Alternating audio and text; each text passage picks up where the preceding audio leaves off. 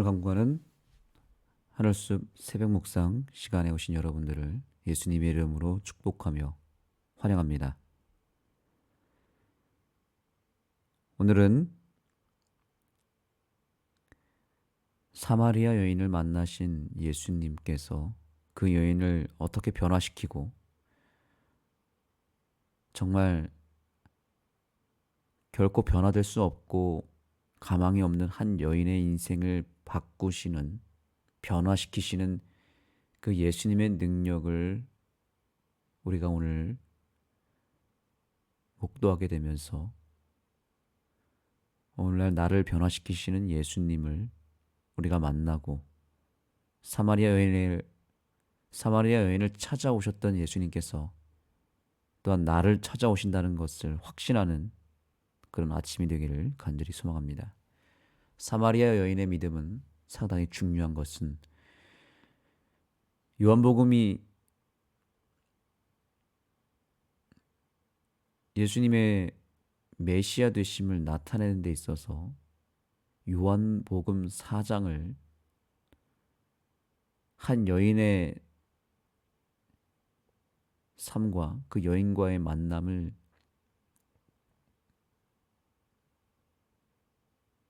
사장 전체를 통해서 이야기한다는 것은 상당히 특별한 케이스이기 때문에 이 여인의 믿음이 그만큼 중요하고 그 삶을 살피는 것이 상당히 우리에게는 중요하다. 너무나 분명한 메시지가 있기 때문에 이 한 여인의 이야기를 여기에 수록했다는 것을 우리는 기억해야 됩니다. 오늘 말씀의 제목은 만남의 배경입니다. 예수님이 이 사마리아 여인을 만나는 것은 당시 시대적 배경으로 볼 때 매우 큰 도전이었고 많은 오해와 비난을 받을 만큼 민감한 문제였습니다. 왜냐하면 당시 유대인들과 사마리아인들은 서로 미워하고 배척하는 원수지간이었기 때문이죠. 철천지 원수를 만나는 것은 정말 불편한 일입니다. 우리의 삶 가운데서도 좀 사이가 안 좋거나 불편하거나 혹은 원수가 된 사람들을 만난다는 것은 정말 괴로운 일이고 피하고 싶은 일입니다. 그래서 이 모든 관계의 갈등과 또 서로 원수지는 이 일은 사단의 역사가 임했을 때 일어나는 일입니다. 사단은 끊임없이 우리의 관계를 무너뜨리고 더럽히고 분리시키는 일을 사단이 하고 있습니다. 죄가 하나님과 우리 사이를 갈라 놓았다라고 성경은 이야기하고 있죠. 그 일을 누가 하겠습니까? 죄의 근원이 되고 있는 사단이 하지 않겠습니까? 사단은 갈라치기의 대가입니다. 이 세상을 쪼개고 가르고 분리시켜서 완전히 난도질을 하고 있습니다. 나라와 나라끼리 원수를 만들고 민족과 민족끼리 싸우게 만듭니다. 그래서 우리나라도 지금 지역 갈등이 여전히 있고 남과 북이 갈라졌고 또 보수와 진보가 갈라져 있습니다. 또 윗세대와 아랫세대가 갈라져 있습니다. 남자와 여자가 갈라져 있습니다. 페미니스트라고 하는 근래에 지금 우리나라를 괴롭히고 있는 남자와 여자를 갈라놓는 사상이 있습니다. 그래서 지금 남성들이 여성들을 굉장히 싫어하는 그런 혐오스러워하는 현상들이 조금씩 발생하고 있고, 여성들이 또 남성들을 혐오스럽고 여기는 그런 현상들이 있어서 우리나라가 지금 이 결혼 비율이 점점 낮아지고 있는 이유, 이 페미니스트 사상 때문에 그런 것입니다. 온갖 연예인들과 또 뭐 유명인들이 또 정치인들이 남자와 여자를 다 갈라놨습니다. 젊은 사람들과 또 나이가 많은 분들 사이를 갈라놓았습니다. 뿐만 아닙니다. 종교 갈등도 심각합니다. 그 피해를 지금 우리 교단이 보고 있는 거잖아요. 우리나라의 특성이 나는 맞고 남은 다 틀리다 이렇게 생각합니다. 그래서 내 생각이 옳고 내가 선택한 것 외에는 다 틀렸다고 보기 때문에 종교도 지금 좀 서로 배려하고 또 서로 소통하는 것은 필요한데 지금 우리나라 같은 경우는 종파들끼리도 싸웁니다. 그래서 교파들끼리도 싸우고요. 종교끼리 아주 배척하고 또 기독교 안에서는 교파끼리 배척합니다. 그래서 우리 재림교회가 희한하게 미움을 받아서 이단이 되어버렸고 사람들이 상대를 하지 않으려고 합니다. 우리조차도 신천지나 여호와의 증인 별로 안 좋아하지 않습니까? 그런 종교 갈등이 상당히 심하다. 또 이웃끼리도 갈등이 심한 경우가 굉장히 많습니다. 이렇게 아파트 같은 경우는 뭐 서로 단절되어 있고 서로 상대하는 걸 원치 않고 서로 사랑과 정을 나누지 않습니다. 또 반대로 시골 같은 경우는 또 시골은 옆집과 사이가 좋은 경우도 있지만 안 좋은 경우가 상당히 많습니다. 옆집과의 관계가 안 좋아서 정말 서로 싸우고 또 상대하지 않고 이렇게 갈등이 심한 경우가 많습니다. 이 모든 것들이 사단의 전략입니다. 이 사단의 전략 가운데 이제는 우리에게 더 현실적으로 괴롭히고 있는 것은 바로 교회 안에서 교인끼리도 갈라져 있다는 것입니다. 교회와 교회끼리도 싸우고 교인끼리 싸우고 더 심각한 것은 가정 안에서도 갈라쳐 있습니다. 부부 간의 갈등이 심하고 부모와 자녀와의 갈등이 심합니다. 형제들끼리도 싸웁니다. 이것이 사단의 전략입니다. 사단은 이 분리를 통해서 결국에는 하나님과 사람 사이를 갈라놓았습니다. 세상을 다 분리시키고 갈라쳐서 최종적으로는 하나님을 만나지 못하게 만듭니다. 그런데 참으로 감사한 것은 이 사단이 갈라놓은 이 분리를 예수님이라고 하는 존재가 연결하기 위해서 다시 봉합하기 위해서 이 땅에 오셨다는 사실입니다. 하나님이 우리와 함께 하시다. 임마누엘. 바로 그분이 예수님이시죠.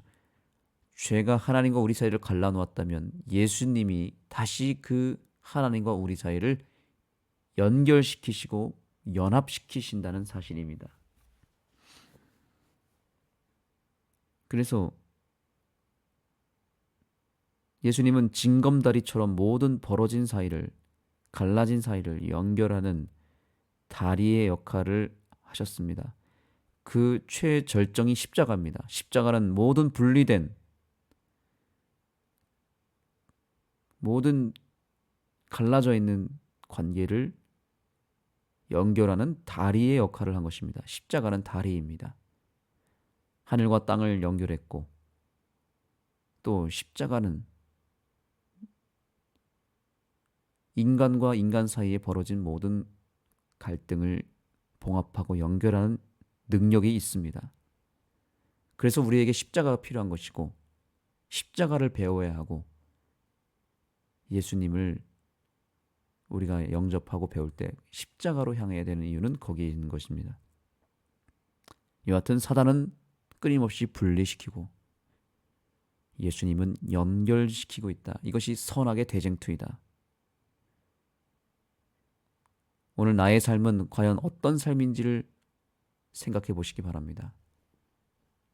나의 삶은 과연 사람들 사이를 갈라놓는 삶을 살고 있습니까? 정말 이런 쪽으로 은사가 있는 사람도 있습니다. 이 사람이 역사하면 다 갈라져 있습니다. 이간질을 시키고 싸움을 붙입니다. 그리고 정말 사단처럼 역사해서 가정을 망가뜨리고 교회를 풍지박산으로 만듭니다.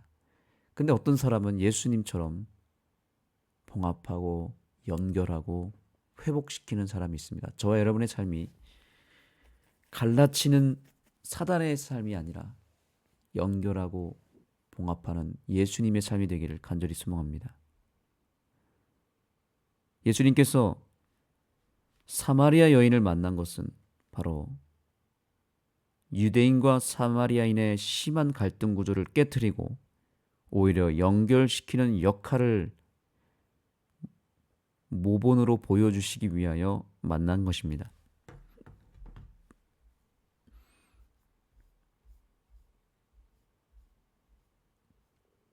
자, 여기 한 글을 읽겠습니다.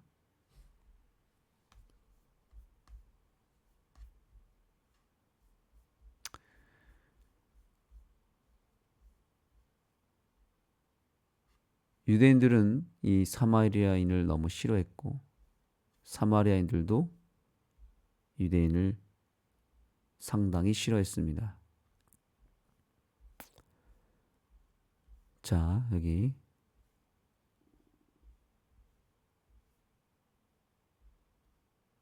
유대인 선생과 평판이 그리 좋지 않은 사마리아 여인은 얼마나 대조적인가. 그럼에도 불구하고 그런 맥락 속에서 놀라운 만남이 시작되었다.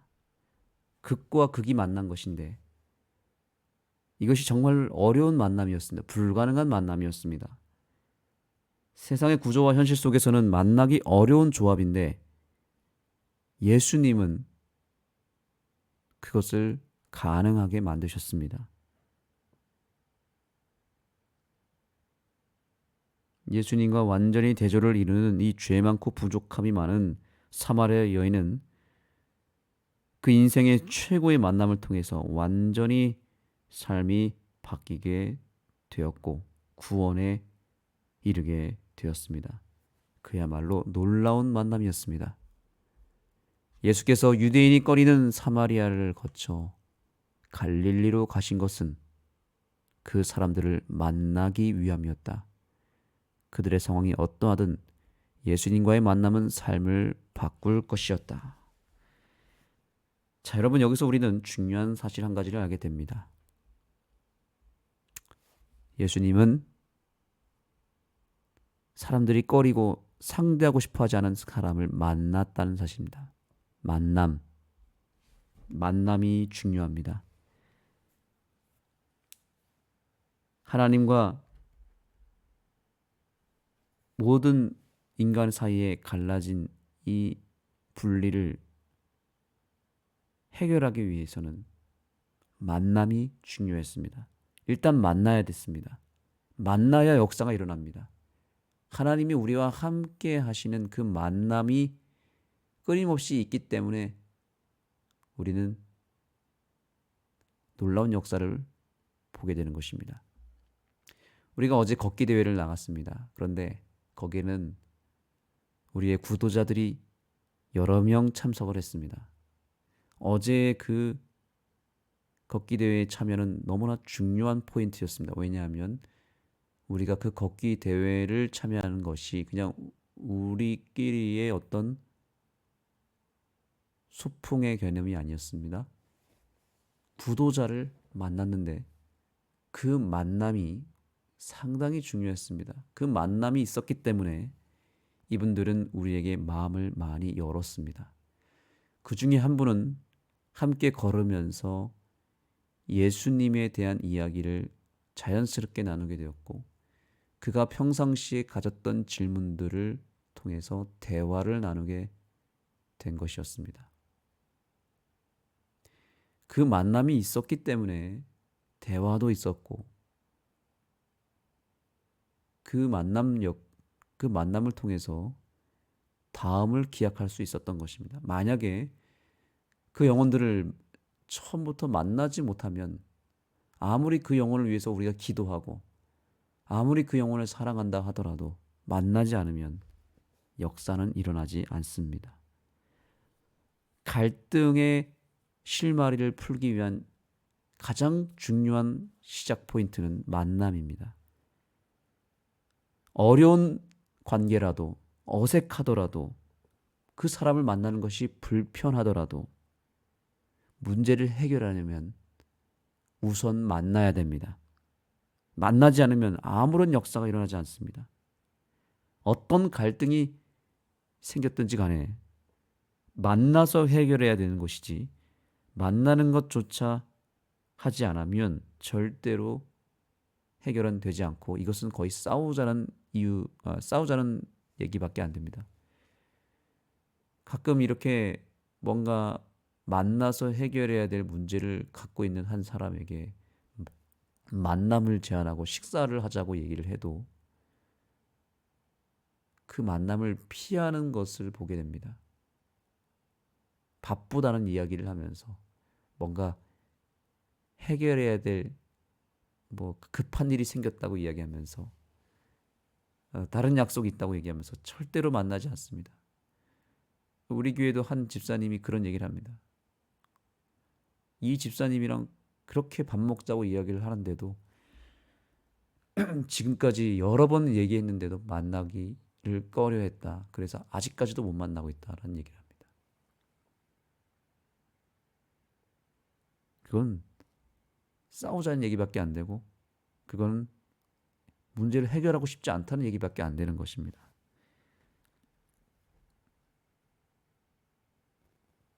예수님은 그분의 자존심과 위상을 다 내려놓고 이 사마리아 여인을 만나기 위해 모든 것을 포기하고 자기 자신을 낮췄습니다. 어느 한쪽이 자존심을 내려놓으면 만날 수 있습니다. 어느 한쪽이 마음을 낮추면 만날 수 있습니다. 물은 위에서 아래로 흐르게 되었습니다. 사람은 낮은 쪽으로 향하게 되었습니다. 누군가 자존심을 높이고 핏대를 세우고 자기의 나름대로의 그런 위상을 포기하지 않으면, 대접받기만을 원하고 누군가 먼저 해주기를만 바라면 사람들은 그쪽으로 향하지 않습니다. 만나지 않습니다. 철저하게 낮추고 내 모든 자존심을 버리고 그렇게 겸손해질 때에 그 사람에게 사람들은 몰리게 되어 있습니다. 예수님이 자존심을 버리고 낮아졌기 때문에 사마리아 여인을 만날 수 있었습니다. 오늘의 결론입니다. 그들의 상황이 어떠하든 예수님과의 만남은 삶을 바꿀 것이었다. 저와 여러분의 상황이 어떠하든지 간에 오늘 우리가 예수님을 만날 수만 있다면 우리 삶은 바뀌게 되었습니다. 사단이 왜 예수님을 못 만나게 할까요? 사단이 왜 자꾸 갈라치기를 할까요? 예수님을 만나기만 하면 어떠한 상황이든지, 어떠한 문제가 있든지, 어떠한 상태이든지 상관없이 예수님만 만나기만 하면 삶이 완전히 바뀔 것을 사단은 분명하게 알고 있습니다. 왜냐하면 사단이 예수님과 함께 해본 경험이 있기 때문에 압니다. 그래서 사단은 사단이 된 이후에 지금까지 예수님을 끝까지 만나지 않고 있습니다. 만나면 예수님을 제대로 만나면 자기 자신 사단마저도 바뀔 것을 사단은 알고 있을 겁니다. 그러니 사단이 얼마나 어리석고 사단이 된 이유가 너무나 충격적이지 않습니까? 예수님을 만나면 본인도 다시 예전처럼 돌아가야 될 것을 알기 때문에 그것 자체를 거부하기 위해서 예수님을 철저하게 만나지 않고 있습니다. 만나지 않으면 역사가 일어나지 않는 것을 말씀드렸습니다. 사단이 된 이유가 바로 그것이라면 오늘날 우리가 예수님을 끝까지 만나지 않고자 한다면 우리는 결국 사단의 자녀가 되는 것입니다. 그러나 기억하시기 바랍니다. 우리가 예수님을 만나기만 하면 바뀐다는 것이죠.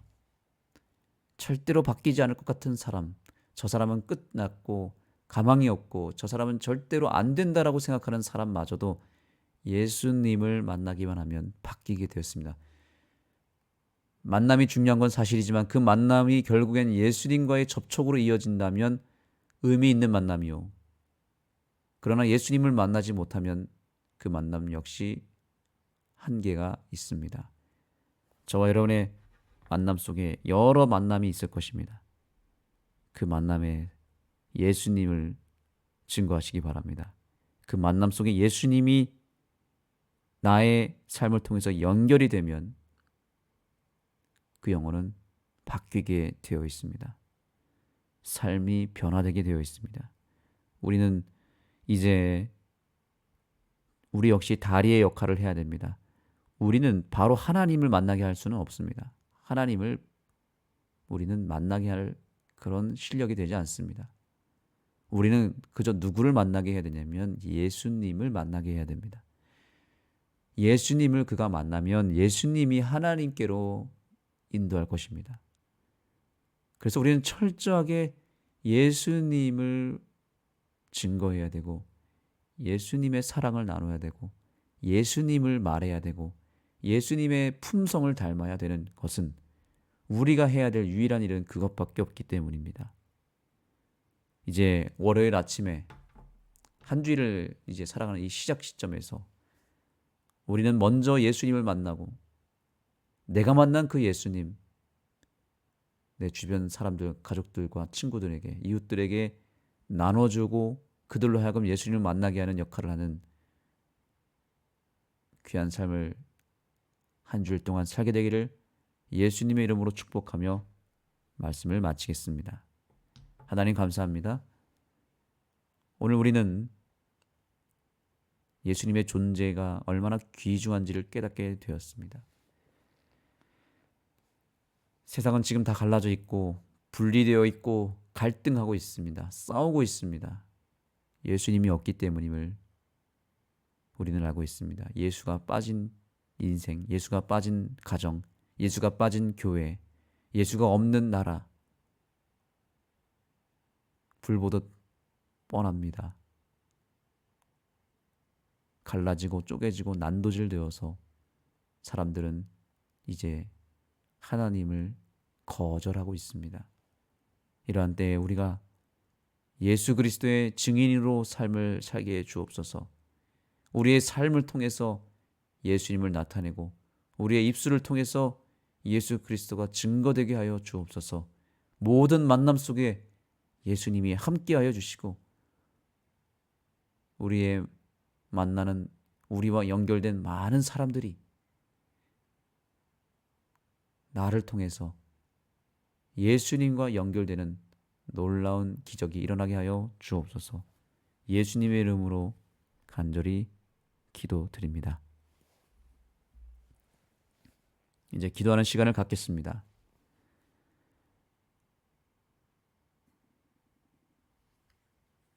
예수님을 내가 먼저 제대로 만나는 것이 중요하겠죠.